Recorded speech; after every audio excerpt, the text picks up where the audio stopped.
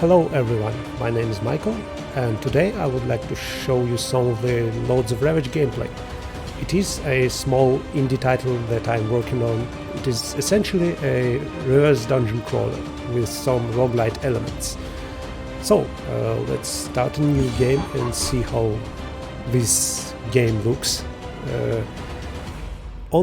In the release version you will be able to play as one of 3 Lords of Ravage, but currently we can only play as Lord Berold. It is basically a guy who really likes to take the matters into his own hands, and if you really like spectacular boss battles, this is the guy you would pick. So he's a leader of Dread Knights. This is a faction of mostly tanks and damage dealers. They really lack any significant support units. But I'll talk about this a bit later. So let's start the game on hard difficulties. We're gonna skip this cutscene. This basically explains that Berold is going to conquer some of the old Dread Knight Citadel, so we're gonna skip that. And this is the combat in Lords of Ravage. This is the sort of meat and bones of this game, and right now we are in the reinforcement phase. We have 4 combat space. We could place units like regular units like these ones. They take up 1 slot of combat space, 1 point, and elite units like this Dark Priest gonna take 2 points. And let's place Cult Evangelist, gonna do fine. So, we've placed all of our units. Let's start the combat and talk a bit about the stats. Right now I'm gonna go to the settings and disable combat dialogues for now. So, in combat each unit has different stats. For example, we could see that there's action points.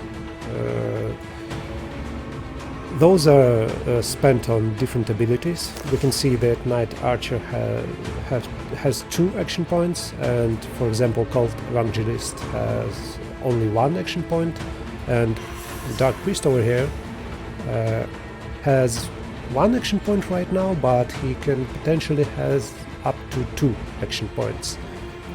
And we could, if we would end turn right now, we could transfer this action point to the next turn, and Dark Priest is gonna have 2 action points. Below action points we have we could see power. Power is basically the stat that determines how much damage your abilities do. For example, Knight Archer, like if we look at quick shot ability, it will deal 80% of Knight Archer's power as damage. And below power we have just health. I think it's pretty self-explanatory. So let's for now we're not gonna discuss what heroes do. We'll just use this blessing from beyond on our Dark Priest. Basically this is a support ability that deals some damage to a random enemy and buffs Dark Priest's next attack. Dark Priest is going to use Mass Decay. This is basically a status effect ability that deals damage over time to each enemy. And we're gonna use Knight Archer's quick shot on the Fire Mage. Knight Archer also has Decay ability. This is a passive ability. When he attacks an enemy, he also applies a damage over time effect, and this passive ability actually has cooldown. So if we will shoot this guy, it's gonna be on a cooldown and it won't trigger again for next 4 turns. So let's see what's enemy is gonna do.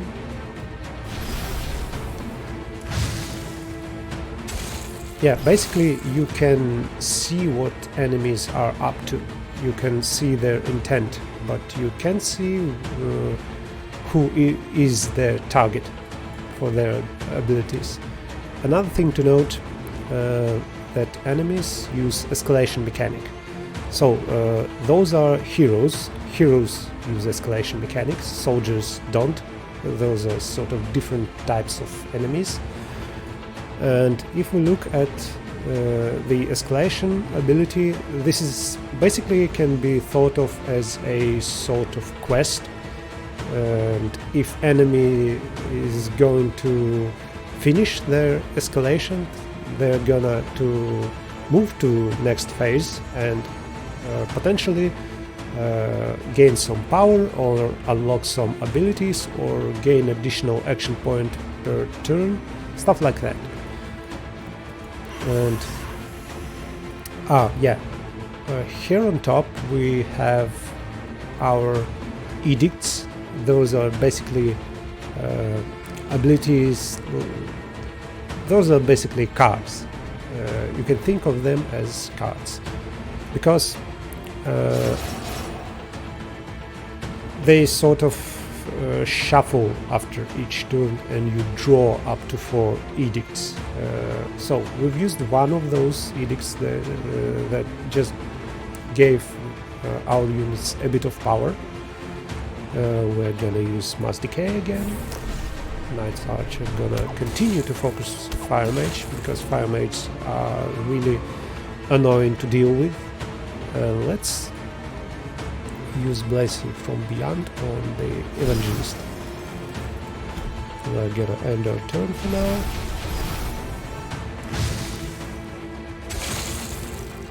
And they got our Dark Priest. That's really not a big deal in Lords of Ravage because your minions are really expendable. You can even see the count of your minions, so you should expect them to die for your cause, basically. We're gonna place, I think, 1 Fanatic and 1 Cult Evangelist. So Fanatics are interesting unit. They are Fanatics are both support and tank. They can target ally and buff their defense for a bit, but they will attack a random enemy, and they do have actually 2 lives, meaning that they effectively have 19 health. So our Fanatic gonna buff himself, and Cult Evangelist gonna also buff himself.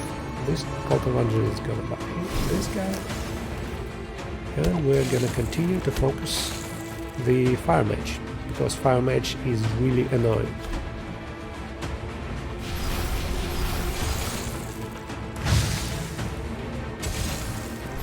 Yep, we've lost 1 life, but our Fanatic is still alive. We can buff Evangelist and buff Fanatic again. So focus really works in interesting ways. So it gives you 25% bonus power per stack. But it is lost when you use ability that targets enemy. If your ability deals damage and does not target enemy, you can keep this status effect indefinitely. So we're gonna buff this guy. We're gonna do some damage to Fire Mage, and we're gonna use Combined Assault. So this is really good ability if you have like a large group of units and don't really use much of elite units, although in some cases it is really good elites as well. So we're gonna Combine Assault the Fire Mage, And right now, if we will end our turn, Fire Mage will basically kill Archer and Evangelist, and I really don't want to lose those units, so I'm going to summon my boss right in the middle of the combat. So, Lord Berold, it's your time, basically. We'll be able to finish the Fire Mage like this turn, so let's maim him. He's dead, and by the way, Lord Berold entered with some armor. This guy starts with a passive that basically each time your unit deals any sort of damage, 20% of this damage is converted into Lord Berold's armor. So if you will damage some enemies before summoning the leader, your leader will survive for much longer. So we're gonna finish our turn. And Berold also has his own escalation, and it even has multiple phases. During his second phase, he's gonna get additional action point per turn, but he is gonna lose a bunch of power. But this is fine. We're gonna remove all of those debuffs. We're gonna buff ourselves, gain 10 power, and we're gonna maim the Berserker. So this guy is gonna become more powerful if he has really low health. And we're gonna finish him. So, Berold is really powerful. He's the kind of lord that you're supposed to basically deploy really often, and you're supposed to save your units with like timely Lord Berold deployment. So right now we are on the mission map. We've just got a bunch of experience. I'm gonna discuss this a bit later, but for now, in our global map, we have a couple of resources for our management phase: gold and forbidden knowledge. Both of those resources are used in unit upgrades and building upgrades. We're gonna again come back to building upgrades a bit later. Right now we can see the list of missions that we have. Those missions are basically just freebies. You can finish them at any time you want. Like, you have 5 turns, so you could pick 5 different missions, 5 different freebie rewards. And let's start with a bunch of units, I guess. Oh, we can actually gain another edict, so I'm gonna pick that.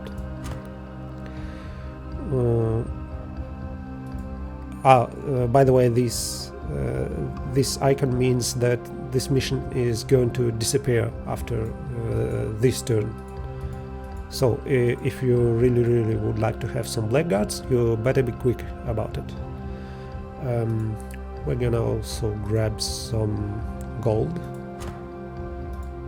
a couple of cult evangelists, and yeah, I guess a couple of archers as well.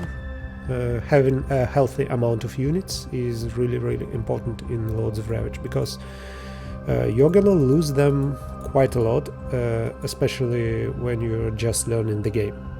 So let's see at our troops. Let's look at our troops, and we'll see that we have a bunch of archers, fanatics, evangelists, and a dark priest, and a blackguard. So the unit upgrades I've talked about. Here are those upgrades, and we can only upgrade units that are part of our Dark Alliance. And we could add more units to our Dark Alliance later with epic missions. So I'm gonna grab last mission to show you how epic missions look like. So we have a bunch of missions. Here we can see, by the way, the Dark Alliance. We could add like Dark Priest to the Alliance, which is really good option. Right now I'm going to upgrade, for example, Knight Archer, and I'm going to add Vengeance.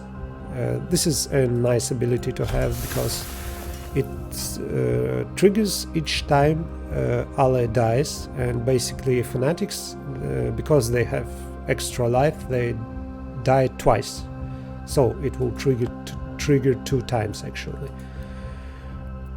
So I think we should go and grab one of the upgradable buildings or locations. This one is Imperial Armory. It's really gonna boost our first turn, and it has some really nice upgrades. So I'm going to look at the enemies, commander, swordsman, couple of archers, nothing that bad. We're gonna grab this mission. We're gonna skip cutscene for now, and let's place some units. So commanders are really sort of support unit, but he is really gonna get pissed if we will kill his soldiers.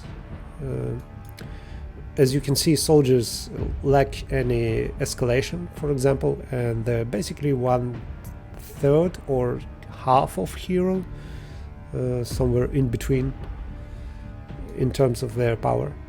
So right now we are going to place Dark Priest, and I think we're gonna place a couple of archers. Let's start this combat. Yeah, I'm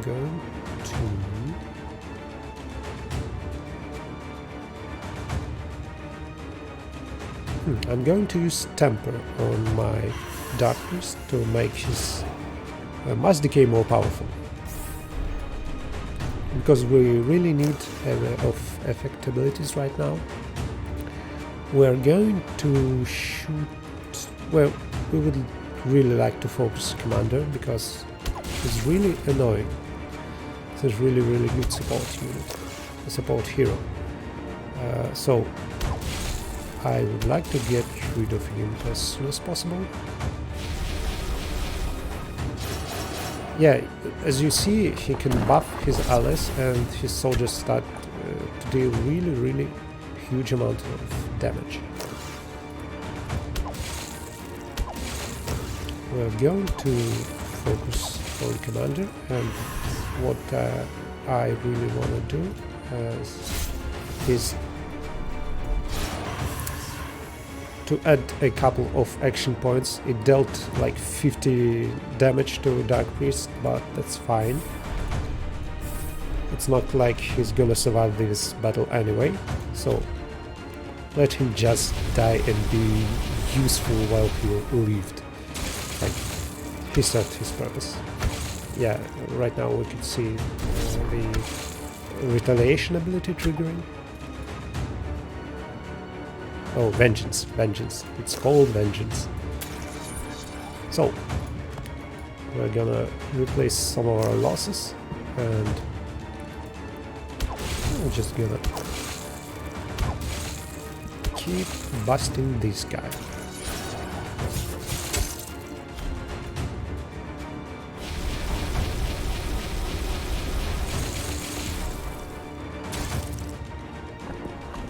If Commander is gonna trigger his escalations, he's gonna unlock a really annoying ability, Colossal Cleave, that deals a lot of damage. So it will deal 72 damage to the main target and 32 damage to the rest of my troops. And I would like to not have to deal with that.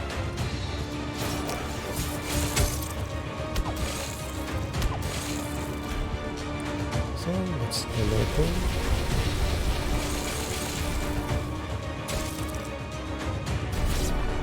Yep, that's as planned.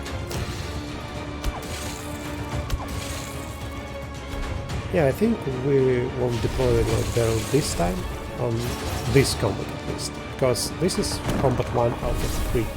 We really could deal some more damage, so barrel won't have to lose any health, because leader's health regenerates really slowly. We don't want to spend a lot of health on these guys, so we're gonna again place some of archers and place some of the fanatics. Unfortunately, right now we're running out of fanatics. So this is the last time, for now at least, that we're gonna use this particular combination. So we're gonna exhaust this guy, so it will deal less damage, and we're gonna end our turn.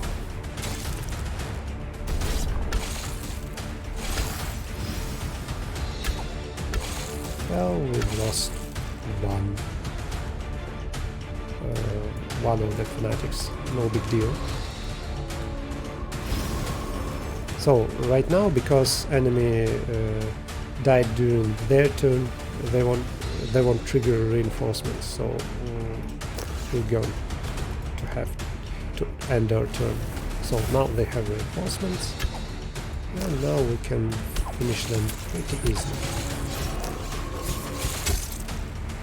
And we're gonna summon barrel just to not lose one of our archers.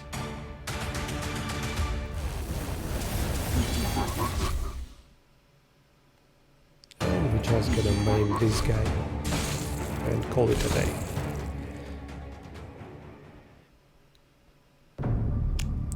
So right now you could see that we've leveled up a bunch of our unit types. So you level up entire, like all dark priests that you have currently in your army and you're gonna hire later. All of them are gonna be level 1 now, and this adds 4 power to them.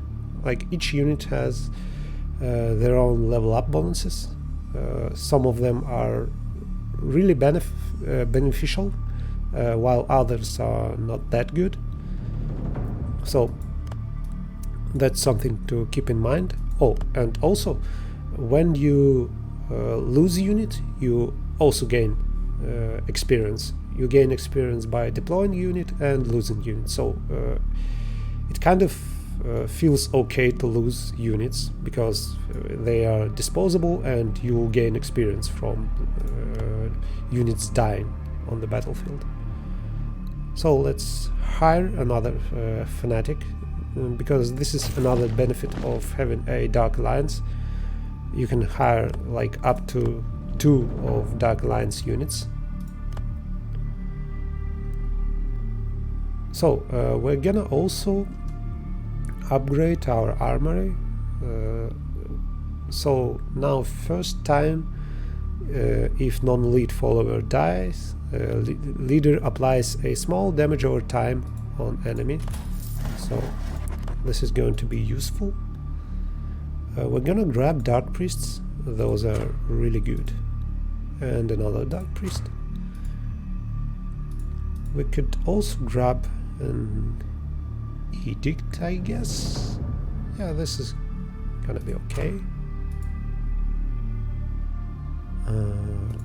Taunt is really good. We could use Taunt on our Fanatic, and enemies will be forced to attack them, and Fanatics will gain 20 maximum health.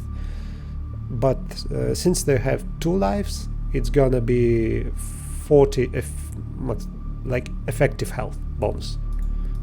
So we really want to grab that. This time we've already fought commander squad. I don't want to fight them again. I want to fight something different. So, oh, we could use those two edicts. So we're gonna grab this mission.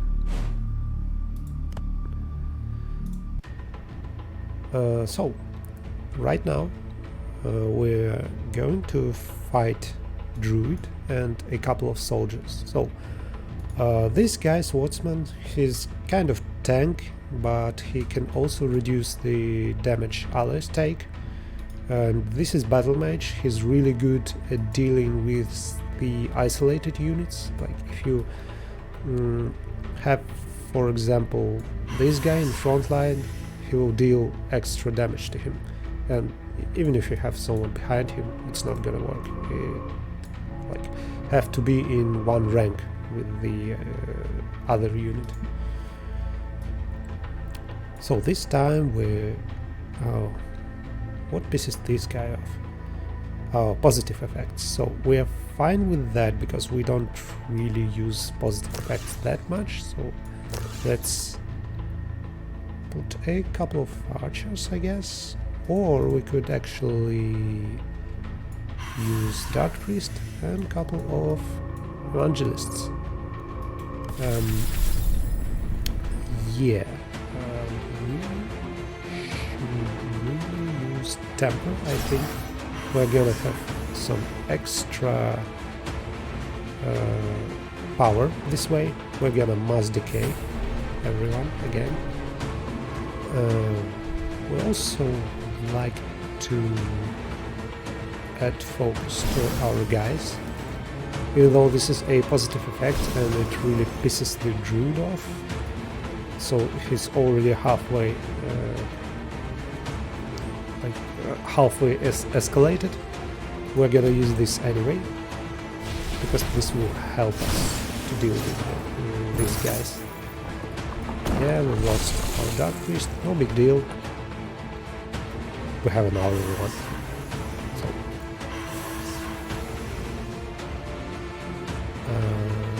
we're going to actually use obliteration because the damage obliteration does depends on enemy power. So we're gonna use this against Druid because Druid right now is buffed.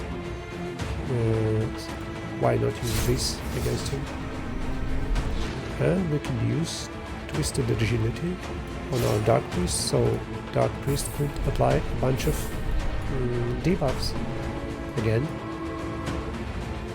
We're gonna use Blessing from the Beyond last time, this guy. And we shouldn't buff our units anymore because Druid, when Druid escalates, he unlocks really annoying ability that summons basically 2 elementals, and I don't want to deal with that.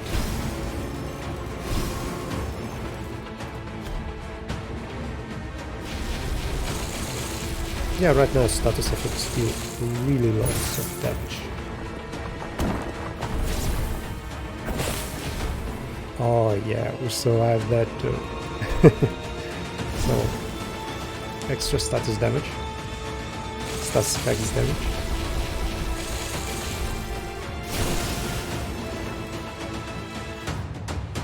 Yeah, we've lost this fight, but this is kind of how the game goes. In the defensive missions you usually lose your first fight. If you're really good, you're gonna win. You can win in the first fight, but you have to be better than me. Completely doable, by the way.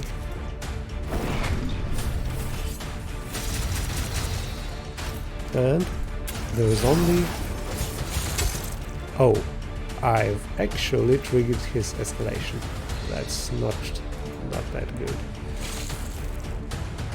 I'm gonna use Combined Assault because this is the first battle. This is the second combat, but each time combat starts we gain 6 power until the end of turn because of that building that we have, Imperial Arsenal, I think. And I'm going to use combined assault while I have this bonus. And actually, this went pretty well. I am going to summon Beryl right now. He's gonna have no troubles finishing this guy. I mean, he will be able to summon his elementals, but he's gonna die the next turn. Yeah, that's hurts, but it's not that bad. And we're... oh! Right.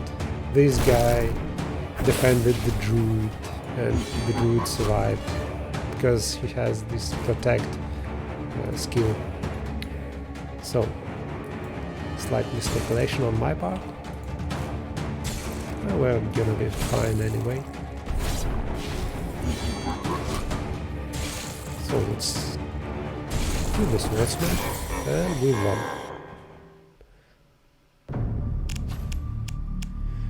A bunch of level ups. We've got a couple of good edicts, and we're gonna continue to our next mission.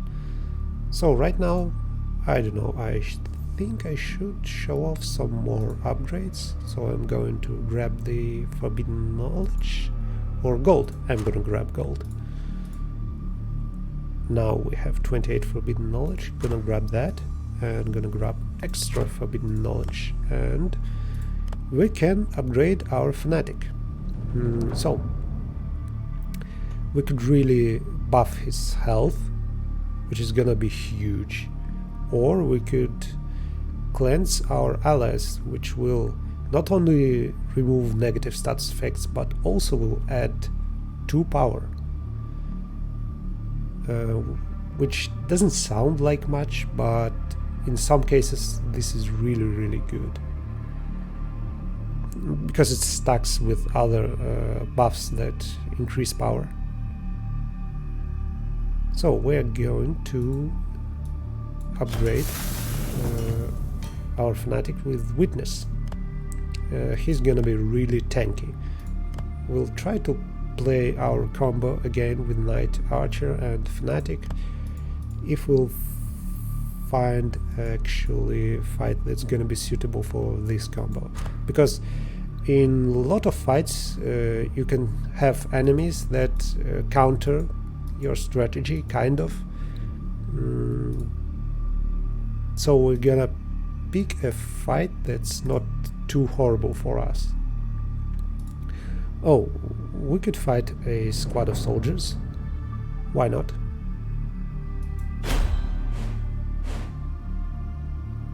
Oh yeah, we're gonna prefer one extra unit, probably. I don't know. Oh, this is a mistake, but okay. We're still gonna use fanatics and knight archers. This time we are not defending, we are attacking, as evidenced by this assault mission status. So let's look at what we've got. Yeah, we can run a bunch of helpful status effects. We're gonna focus this guy. I really don't like him. We're gonna buff our archer.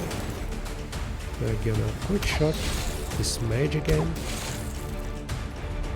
And we're gonna wait, because I really don't want these guys to focus my backline, so I'm focusing on mage. Well, they don't want to focus my backline either. This is good.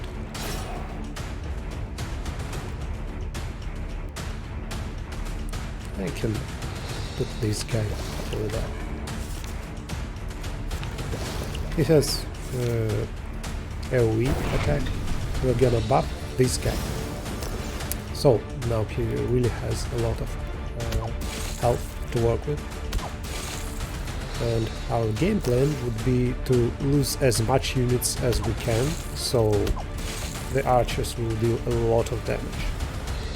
So, oh yeah, you can actually spend action point. So, this particular squad of soldiers have a really annoying ability. They can, each time one of them dies, other allies gain 8 power and 35 armor, which is kind of huge. As you can see, they have a bunch of armor right now. We're gonna add some power to our units. Now we're going to deal with this mage. Again, this guy is gonna die. We'll deal a bunch of damage. Yeah, that's good.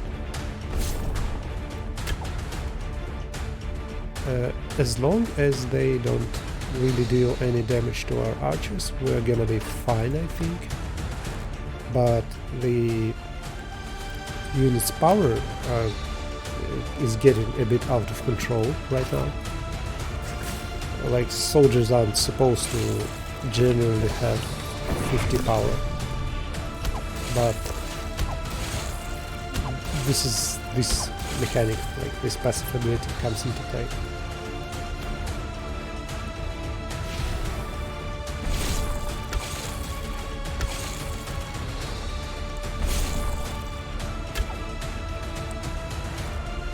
Yeah, we could actually add another Knight Archer. Why not?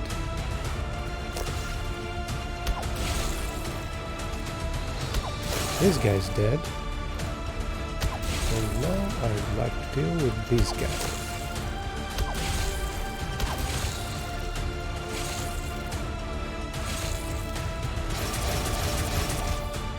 And we're gonna kill him, and then we're going to summon Barrel.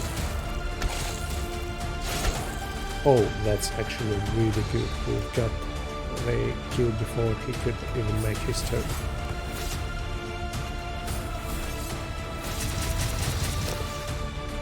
We could actually sacrifice the spell sword as well. Or I guess we could enter combat, why not?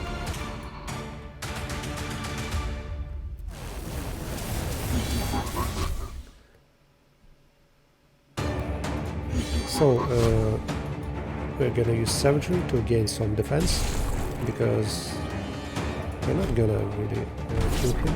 We're gonna use Main, and now we're gonna finish him. So, this is it, guys. This was the small gameplay demonstration for Lords of Ravage. I hope you enjoyed. You can find us on Steam, and we are going to release chapter 1 pretty soon, I think. It should be this month. So you'll be able to actually play for yourself and see how the game holds up. I sort of skimmed through a lot of things. I've not explained properly a lot of mechanics and combinations you could have, so you'll have to discover them for yourself. And I hope this will be fun. Well, bye!